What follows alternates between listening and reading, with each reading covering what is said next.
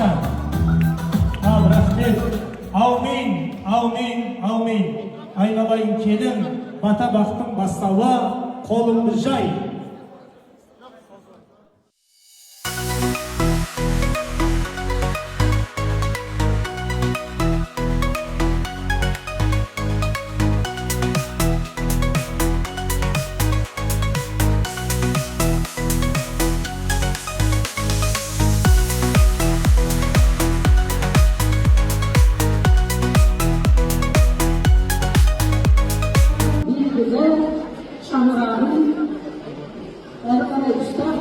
Жақсы ел болсын деп тұрған тілектесіміз. Құлағымыз мыңжылдық болсын. Еңбекқорлығымен аты шыққан елеулі мекен. Сондай жерге егілген әр бұтақ, әр шыбық мәуелі алып бәйтерекке айналатынын көріп жүрміз.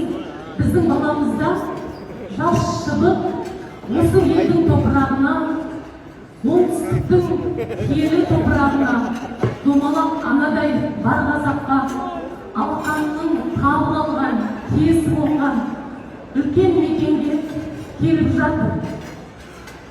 Сіздердің топырақтарыңыздың құтыдары біздің баламыз осы елге сіңіп, үлкен жапырағы жайылып алып, әдемі бәйтерекке айналсын дегім келеді. Құтты болсын. Ұлы қазір біздің елімізде үлкен қазақ үшін, ұлтжанды азаматтар үшін үлкен бір елеулі той болып жатыр. Балалардың тойымен тұспа-тұс 1 тамыздан бастап, 10 тамызға дейін біздің әулетіміздегі тоймен дәл даналығымен бар қазақты танытқан ұлы Абайдың тойы болып жатыр.